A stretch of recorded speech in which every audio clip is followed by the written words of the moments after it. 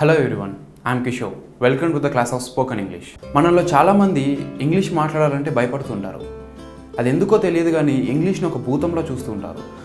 English నేను మాట్లాడలేనేమో, ఇంగ్లీష్ని నేను నేర్చుకోలేనేమో అన్న ఒక భయాన్ని మనలో తెలియకుండానే మనం అలవర్చుకున్నాం.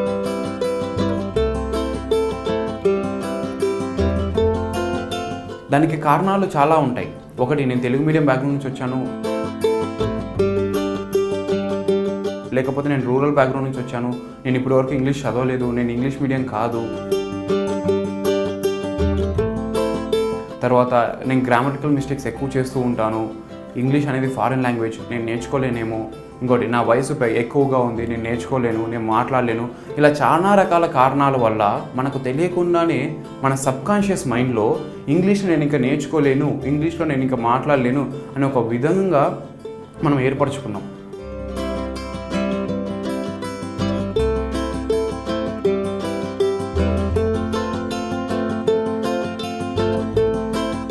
ఇంగ్లీష్ అనేది ఒక భాష మాత్రమే. మనం తెలుగుని ఏ విధంగా అయితే మాట్లాడుతున్నామో ఇంగ్లీష్లో కూడా అలానే మాట్లాడగలుగుతాం. మీరు ఏదైనా ఒక భాషలో మీరు మాట్లాడగలిగితే మీరు ఖచ్చితంగా ఇంగ్లీష్లో మాట్లాడగలుగుతారు.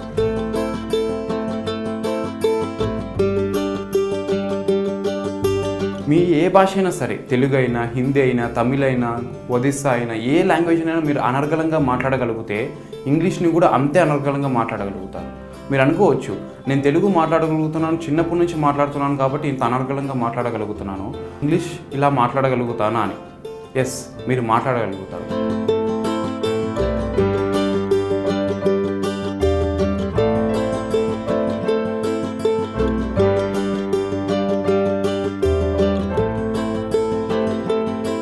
మీరు తెలుగుని ఏ విధంగా అయితే నేర్చుకున్నారో, తెలుగుని ఏ విధంగా అయితే అలవాటు చేసుకున్నారో అలానే ఇంగ్లీష్ భాషని కూడా అలవాటు చేసుకుంటే మీరు నేర్చుకోగలుగుతారు.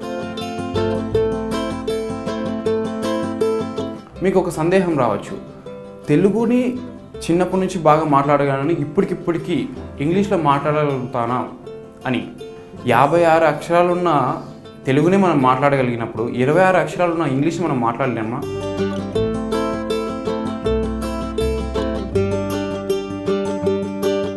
తెలుగులో చూసుకుంటే ముందు మనకు 56 అక్షరాలు ఉండేవి, క్రమేణా తగ్గుతూ 52 అక్షరాలు అయ్యాయి. ఆ 52లో 13 అచ్చులు, 36 హల్లులు ఉన్నాయి, మళ్ళీ దీర్ఘాలు చాలా ఉన్నాయి ఇలా చూసుకుంటే. కానీ ఇంగ్లీష్లో కేవలం 26 అక్షరాలు మాత్రమే ఉన్నాయి. అంటే దాంట్లో సగానికి సగం అన్నమాట. 26 అక్షరాలు ఉన్న ఇంగ్లీష్ మనం మాట్లాడలేమా? మనం మాట్లాడగలుగుతాం.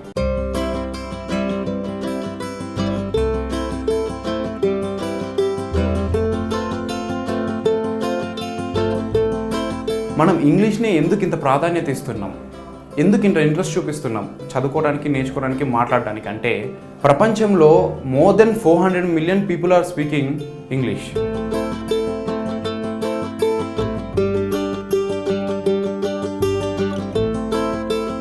యాభై దేశాల కంటే ఎక్కువగా ఇంగ్లీష్ని తన అఫీషియల్ లాంగ్వేజ్గా మార్చుకుంది. తర్వాత 1 out of every 5 are speaking English and at least understanding English. తర్వాత మనం ఏ స్కూల్కి వెళ్ళినా, కాలేజెస్కి వెళ్ళినా, ఇంటర్వ్యూస్కి వెళ్ళినా,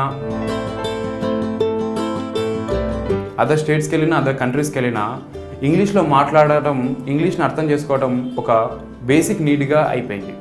ఈ అన్ని రీజన్స్ కోసం చాలామంది ఇంగ్లీష్ నేర్చుకోవాలి.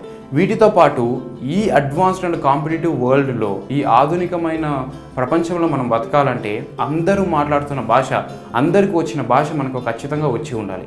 అప్పుడే మనం ఉన్న ప్లేస్ నుంచి అంటే గొప్ప ప్లేస్కి వెళ్ళగలుగుతాం, మనం ఎదగగలుగుతాం.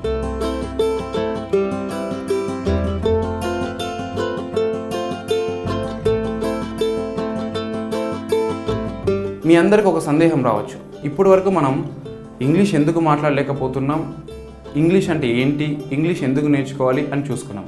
ఇప్పుడు ఇంగ్లీష్ని ఎలా నేర్చుకోవాలి, ఇంగ్లీష్ లాంగ్వేజ్ని ఎలా అలవాటు చేసుకోవాలి, ఇంగ్లీష్ లాంగ్వేజ్లో ఎలా మాట్లాడాలి అని మనం తెలుసుకుందాం.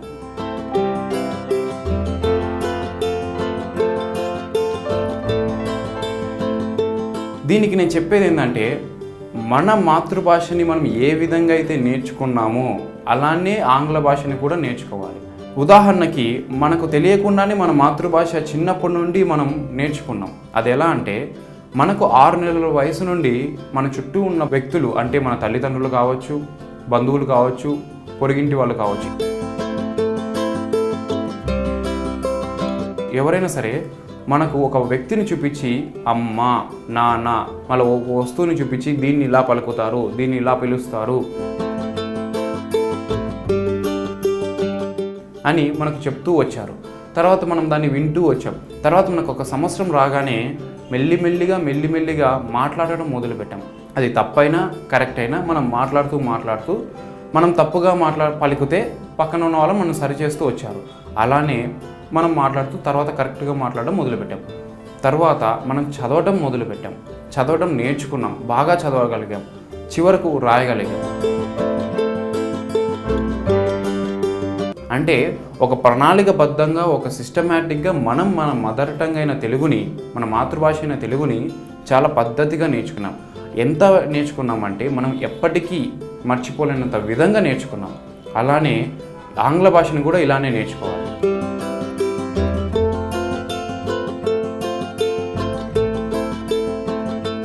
ఇంకో ఉదాహరణ తీసుకుంటే, ఒక పాఠశాలలో విద్యార్థులను తీసుకుంటే, ఒక విద్యార్థి పాఠం విని పాఠం చదివి పరీక్ష రాస్తాడు. ఇంకో విద్యార్థి కేవలం పాఠాన్ని చదివి మాత్రమే పరీక్ష రాస్తాడు.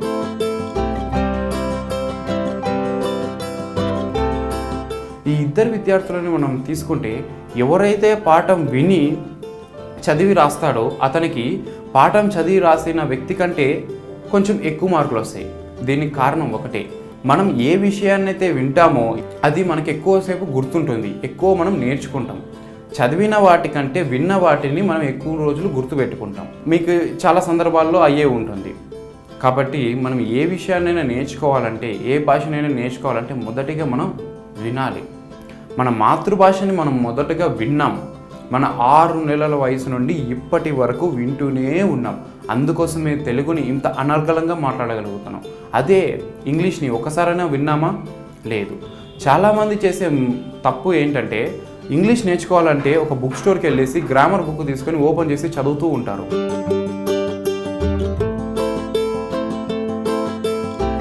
గ్రామర్ నేర్చుకుంటూ ఉంటారు. Parts of speech, tenses, auxiliary verbs, modal verbs, phrasal tense, ఇలా చాలా చదువుతూ నేర్చుకుంటూ ఉంటారు. ఇప్పుడు ఉదాహరణకి ఒక ఈత నేర్చుకోవాలనుకోండి, బుక్ తీసుకొని ఈత ఎలా కొట్టాలని నేర్చుకుంటే ఈత నేర్చుకోగలమా? లేకపోతే నదిలో దిగి, వాగులో దిగి ఈత కొడితే నేర్చుకోగలమా?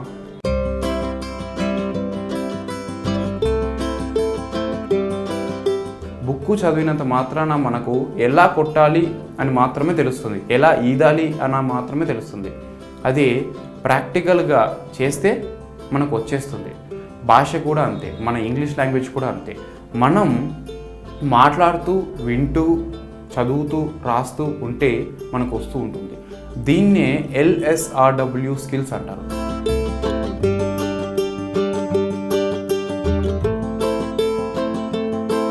అంటే L అంటే లిసనింగ్, R అంటే రీడింగ్, S అంటే స్పీకింగ్, W అంటే రైటింగ్. LSRW. L అంటే లిసనింగ్, S అంటే స్పీకింగ్, R అంటే రీడింగ్, W అంటే రైటింగ్. అంటే మొదట మనం చేయవలసిన పని ఏంటంటే, మనం వినాలి. మనం ఎంత వింటే అంత నేర్చుకుంటాం. మనం వినటం ద్వారా మనకి ఏమొస్తుందంటే, ఒక పదాన్ని ఎలా పలకాలి, ఒక పదం యొక్క అర్థం ఏంటి, ఒక పదాన్ని ఎక్కడ ఉపయోగించాలి, ఒక వాక్యాన్ని ఎలా ఫ్రేమ్ చేయాలి, ఆ వాక్యాన్ని ఎక్కడ ఉపయోగించాలి, ఎలా మాట్లాడాలి అని మనకు తెలుస్తుంది. తెలిసిన తర్వాత మనం మాట్లాడడం మొదలు పెట్టాలి. మొదట్లో అందరు తప్పు చేస్తూ ఉంటారు. ఒక పిల్లవాడు సైకిల్ నేర్చుకోవాలంటే కింద పడుతూ లేస్తూ ఉంటాడు. కింద పడినప్పుడే సైకిల్ని ఇంకా బాగా తొక్కగలుగుతాడు.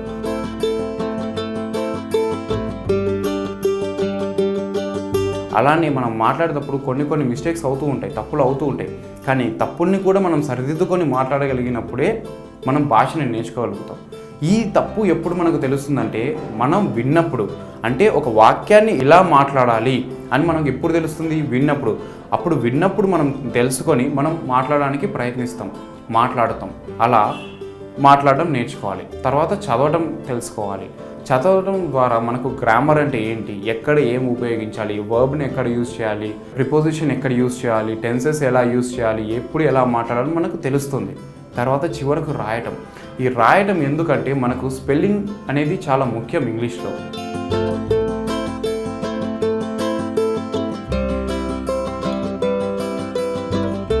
స్పెల్లింగ్ ఒకటే ఉన్న దాని ప్రొనౌన్సియేషన్ దాని మీనింగ్ మారుతూ ఉంటుంది. ఫర్ ఎగ్జాంపుల్ READ రీడ్ అని తీసుకుందాం. ఈ రీడ్ని ప్రెజెంట్ టెన్స్లో రీడ్ అని, పాస్ట్ టెన్స్లో రెడ్ అని అంటారు. స్పెల్లింగ్ ఒకటే కానీ ప్రెజెంట్ టెన్స్లో READ రీడ్ అని అంటారు, పాస్ట్ టెన్స్లో రెడ్ అని అంటారు. ఇది మనకి ఎప్పుడు తెలుస్తుంది? విన్నప్పుడు. అంటే మనం ఎప్పుడైతే వింటామో ఈ పదాన్ని ఇలా పలకాలి అని మనకు తెలుస్తుంది, దాని యొక్క అర్థం తెలుస్తుంది, అప్పుడు మనం మాట్లాడగలుగుతాం. తర్వాత ఈ పదాన్ని ఎప్పుడు ఉపయోగించాలని మనం చదివినప్పుడు తెలుసుకుంటాం, తర్వాత రాసినప్పుడు దాని యొక్క స్పెల్లింగ్ నేర్చుకుంటాం. ఏదైనా ఒక ప్రాసెస్, ఈ ప్రాసెస్ వెళ్తే, ఈ పద్ధతిగా వెళితే మనం ఏ భాషనైనా నేర్చుకోగలుగుతాం. దాన్నే LSRW స్కిల్స్ అంటారు. Listening, speaking, reading and writing. ఇలా వెళ్తే మీరు ఎప్పటికైనా ఏ భాష అయినా ఏ వయసులో ఉన్నా చాలా ఖచ్చితంగా సులువుగా నేర్చుకోగలుగుతారు.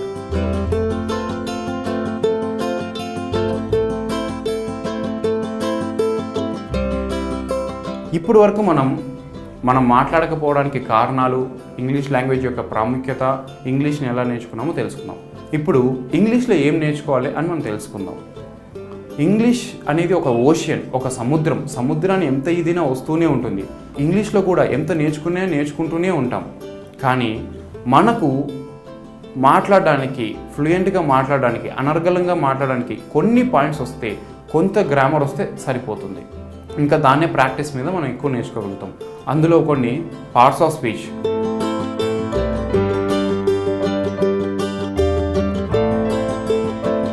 టెన్సెస్,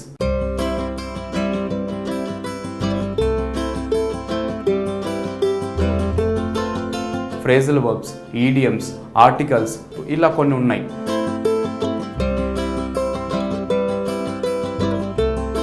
ఇలా నేర్చుకుంటూ వెళ్తే మనం అనర్గళంగా మాట్లాడగలిగే శక్తి మనకు వస్తుంది. వీటన్నిటిని సిస్టమేటిక్గా డే బై డే మనం నేర్చుకుందాం. చాలా సులువుగా మనకు అర్థమయ్యే భాషలో మనం ఉపయోగించే భాష డైలీ పనులలో మనం తెలుసుకుందాం. తర్వాత ఇప్పుడు వరకు నేను చెప్పినట్టుగా ఇంగ్లీష్ యొక్క ప్రాముఖ్యత, ఇంగ్లీష్ ఎందుకు మాట్లాడలేకపోతున్నాం, ఇంగ్లీష్ భాషను ఎలా నేర్చుకోవాలి, ఇంగ్లీష్లో ఏం నేర్చుకోవాలి చూసాం.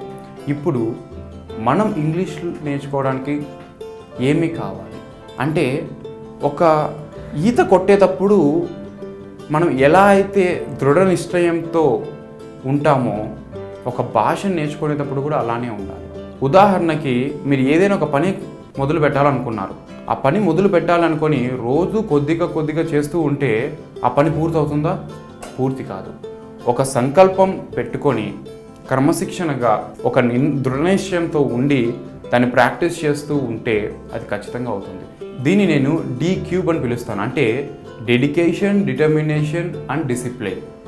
డెడికేషన్, అంకిత భావం ఉండాలి.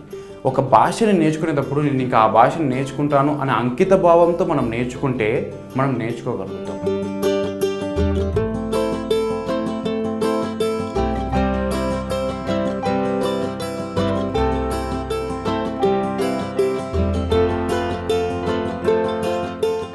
నెక్స్ట్ డిటర్మినేషన్, నిర్ణయం, దృఢ నిశ్చయంతో ఉండాలి.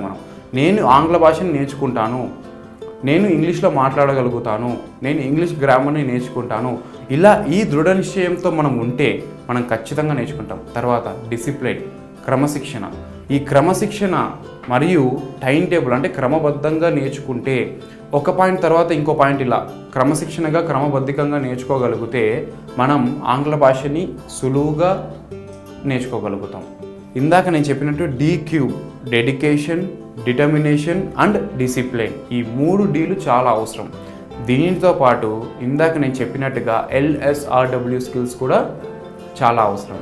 అంటే మనం చాలా మటుకు వినాలి. ఇక్కడ ఒక సందేహం రావచ్చు, మనం కేటాయించే సమయంలో ఎంత భాగం మనం వినాలి, ఎంత భాగం మనం మాట్లాడాలి, ఎంత భాగం చదవాలి, ఎంత భాగం రాయాలి. ఉదాహరణకు మీరు 1 గంట సమయం ఇస్తున్నారు రోజుకి, లేకపోతే 2 గంటల సమయం ఇస్తున్నారు, లేదు 3 గంటల సమయం ఇస్తున్నారు ఇంగ్లీష్ లాంగ్వేజ్ నేర్చుకోవడానికి. అందులో 50% సమయాన్ని మనం కేవలం వినడానికి మాత్రమే పెట్టాలి. వినడం యొక్క గొప్పతనం మీకు విన్న తర్వాత తెలుస్తుంది. అంతెందుకు, ఇప్పుడు నేను చెప్తున్నాను, మీరు వింటున్నారు. ఈ వింటున్నప్పుడు మీరు చాలా విషయాలు తెలుసుకుంటున్నారు. లేకపోతే మీరు ఎక్కడికి వెళ్ళినా ఒక వ్యక్తి చెప్పేటప్పుడు మీరు వింటే చాలా విషయాలు తెలుసుకుంటారు. ఈ తెలుసుకోవడంతో మీకు ఒక కొత్త విషయాలు అనేది మనకు తెలిసిన తర్వాత మనం దాన్ని ఉపయోగిస్తాం. అలానే ఇంగ్లీష్లో కూడా మనం తెలుసుకోవాలంటే, నేర్చుకోవాలంటే, మాట్లాడాలంటే వినాలి, ఎక్కువ వినాలి. అంటే మనం కేటాయించే సమయంలో 50% సమయాన్ని కేవలం వినడానికి మాత్రమే ఉపయోగించాలి. తర్వాత 30% సమయాన్ని మనం మాట్లాడాలి.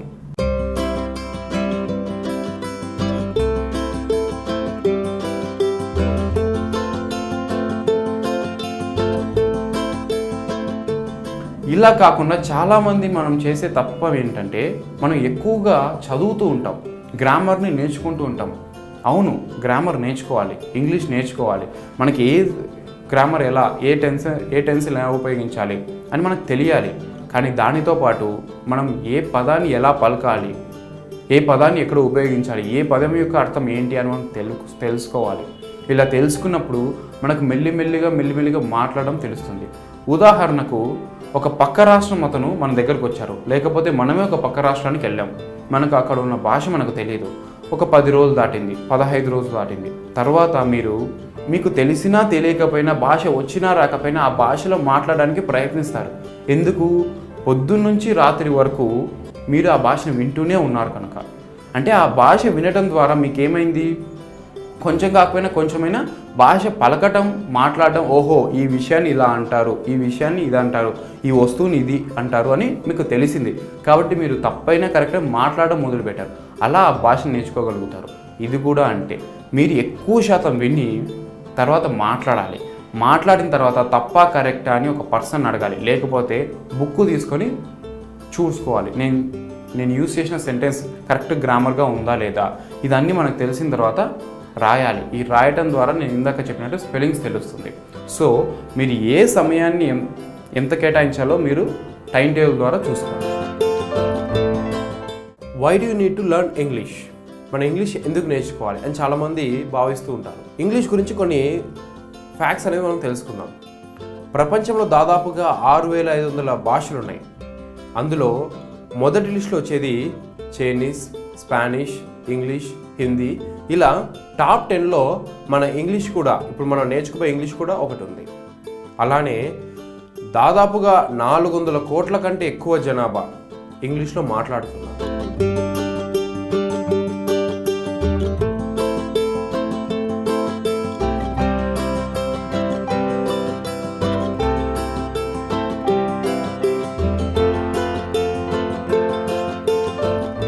దేశాలలో 90 దేశాలకు మీద ఇంగ్లీష్ని ప్రైమరీ లాంగ్వేజ్గా మరియు సెకండరీ లాంగ్వేజ్గా పెట్టుకున్నాయి. దాదాపు 65 దేశాల కంటే ఎక్కువ దేశాలు ఇంగ్లీష్ని అఫీషియల్ లాంగ్వేజ్గా, ఆ భాషల్లో English primary language and official లాంగ్వేజ్గా ఉన్నాయి. మరియు 30 దేశాలు సెకండరీ లాంగ్వేజ్గా ఉన్నాయి.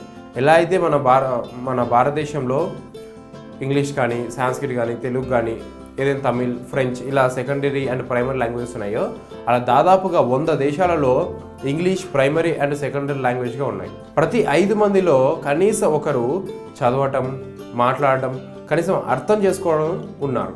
ఈ ఆధునికమైన ప్రపంచంలో మనం బ్రతకాలి అంటే మనం ఇంగ్లీష్ ఖచ్చితంగా నేర్చుకుని ఉండాలి. మన జీవితంలో ఏదో ఒక సందర్భంలో ఇంగ్లీష్ అనేది మనకు అవసరం అవుతూ ఉంటుంది. ప్రతి సందర్భంలో మనకి ఇంగ్లీష్ అవసరం అవుతుంది. స్కూల్లో అయినా,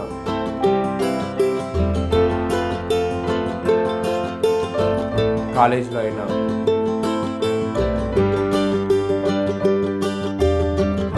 మనం ఇంటర్వ్యూకి వెళ్ళాలన్నా,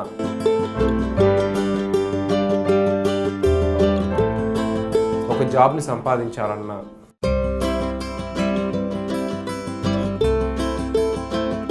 ఆ జాబ్లో ఉండాలన్నా, మనం ఎదగాలన్నా, ఇలా ప్రతి ఒక్క సందర్భంలో మన జీవితంలో ఇంగ్లీష్ అనేది చాలా ముఖ్యం. English plays a vital role in our life. మనకు తెలియకుండానే ఇంగ్లీష్ అనేది మన జీవితంలో ఒక భాగ్యస్వామ్యం అయింది. ఉదాహరణకు చెప్పుకుంటే, బిల్ గేట్స్ ఒకసారి మన భారతదేశానికి చూడడానికి వచ్చారు. ఒక మారుమూల గ్రామానికి వెళ్ళి అక్కడ ఉన్న పరిస్థితులు తెలుసుకుందామని, అక్కడ ఉన్న పరిస్థితులు చూద్దామని వెళ్ళారు. బిల్ గేట్స్ ఒక ట్రాన్స్లేటర్, ఎందుకంటే బిల్ గేట్స్కి అక్కడ ఉన్న రీజనల్ లాంగ్వేజ్ రాకపోగా ఒక ట్రాన్స్లేటర్ని పెట్టుకొని మరియు కొంతమంది ఆఫీసర్స్తో ఒక మారుమూల గ్రామానికి వెళ్ళారు. వెళ్ళి అక్కడ ప్రజల కోసం చూశారు. అక్కడ ప్రజలు ఎవరు లేరు. ఒక 5 నిమిషాలు అయింది, 10 నిమిషాలు అయింది, ప్రజలు ఎవరు రాలేదు. కొద్దిగా వస్తున్నారు. 15, 20, ఆఖరికి అరగంట తర్వాత ప్రజలందరూ బస్సులోంచి దిగి అక్కడికి వచ్చారు. అక్కడికి వచ్చి అక్కడ ఉన్న ఒక ఆఫీసర్ కోపంలో ఎందుకు ఆలస్యమైంది అని అడగగా అక్కడున్న ప్రజలు, అయ్యా క్షమించండి, బస్ లేట్ అవ్వడం వల్ల మేము ఆలస్యంగా వచ్చాము, బస్సు ఆలస్యమైంది అందుకని మేము లేటుగా వచ్చామని ఇలా చెప్పారు. అప్పుడు ట్రాన్స్లేటర్ బిల్ గేట్స్ వైపు తిరిగి అది చెప్పేది మొత్తం దానికి ట్రాన్స్లేట్ చేయాలని చూడగా బిల్ గేట్స్ అవసరం లేదు, నాకు అర్థమైంది అన్నారు. అక్కడ మీరు బాగా గమనిస్తే ఆ ప్రజలు మాట్లాడిన భాషలో బస్ మరియు లేట్ అనే పదాలు ఆంగ్ల పదాలు.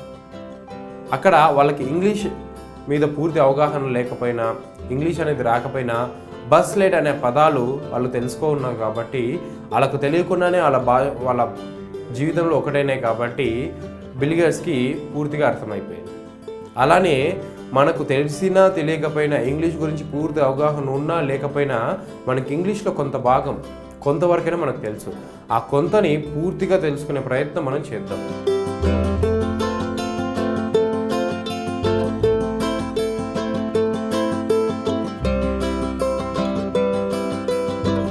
ఇంకోటి, మన నిజ జీవితంలో ఒక భాగమైన మొబైల్ ఫోన్, మన సెల్ ఫోన్లో కూడా చాలా మటుకు ఆప్షన్స్ ఇంగ్లీష్లోనే ఉంటాయి. అంటే మనం మొబైల్ ఫోన్ యూజ్ చేయాలన్నా, ఎవరికైనా ఫోన్ కొట్టాలన్నా, మెసేజ్ టైప్ చేయాలన్నా, ఏం చేయాలన్నా ఇంగ్లీష్ అనేది చాలా ముఖ్యం. కాబట్టి మనం ఉన్న ప్లేస్ నుంచి ఉన్నత ప్లేస్కి ఎదగాలన్నా, అందరు మనం గుర్తించాలన్నా, మనం చాలా బాగా సక్సెస్ఫుల్ లైఫ్ లీడ్ చేయాలన్నా ఈ ఇంగ్లీష్ అనేది మనకు ఖచ్చితంగా వచ్చి ఉండాలి. మీకు ఒక సందేహం రావచ్చు, ఇంగ్లీష్లో ఏమి నేర్చుకోవాలని, ఇవి నేర్చుకుంటే చాలిపోతుందా, ఇంగ్లీష్ ఎంతవరకు నేర్చుకోవాలని. ఇంగ్లీష్ అనేది ఒక సముద్రం లాంటిది. సముద్రంలో ఈత దిగి కొడుతూ ఉంటే వస్తూనే ఉంటుంది. అలానే ఇంగ్లీష్లో నేర్చుకుంటే మనకు ఇంకా చాలా వస్తూనే ఉంటాయి. కానీ అంత నేర్చుకోవాల్సిన అవసరం మనకు ఇప్పుడే లేదు. కాబట్టి కొంతవరకు మనం మాట్లాడగలిగేంత ఇంగ్లీష్ మనం నేర్చుకొని తర్వాత వృద్ధి చేసుకుంటూ ఉంటే సరిపోతుంది. మనం ఇంగ్లీష్లో మాట్లాడగలుగుతాం.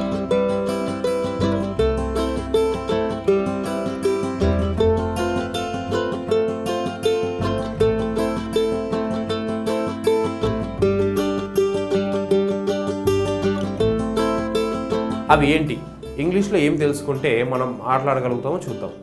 మొదటిగా parts of speech. Parts of speech అంటే భాషా భాగాలు. ఏ పదం ఏ పార్ట్స్ ఆఫ్ స్పీచ్ కిందకి వస్తుంది, దాని యొక్క అర్థం ఏంటి అని తెలుసుకోవాలి. తర్వాత టెన్సెస్, ఇది చాలా ముఖ్యమైనది. ఒక సెంటెన్స్ ఫార్మేషన్ వర్తమాన కాలం, భూతకాలం, భవిష్యత్ కాలం, ఇలాంటి కాలాలలో మనం ఏ వాక్యాన్ని ఎలా ఫ్రేమ్ చేయాలి, ఏ వాక్యం ఎప్పుడు ఉపయోగించాలి, ఎప్పుడు ఏ సెంటెన్స్ని ఉపయోగించాలి, ఏ కాలాన్ని ఉపయోగించాలని ఖచ్చితంగా తెలుసుకోవాలి. ఇలా మనకు కొన్ని modal auxiliaries, yes or no questions, WH questions, idioms, active voice, passive voice, vocabulary, direct indirect speech, మళ్ళీ కమ్యూనికేషన్ స్కిల్స్, చివరిగా ఇంటర్వ్యూ స్కిల్స్, ఇలా కొన్ని మనం ఇంగ్లీష్లో తెలుసుకోగలిగితే మనం దాదాపుగా ఇంగ్లీష్ మాట్లాడగలిగే శక్తి మనకు వస్తుంది. మనం మాట్లాడుతూ ఇంగ్లీష్ని ఇంకా బాగా మనం మాట్లాడగలుగుతాం. సో మనం ఇంగ్లీష్ ఖచ్చితంగా నేర్చుకోవాల్సిన బాధ్యత మనకు చాలా ఉంది.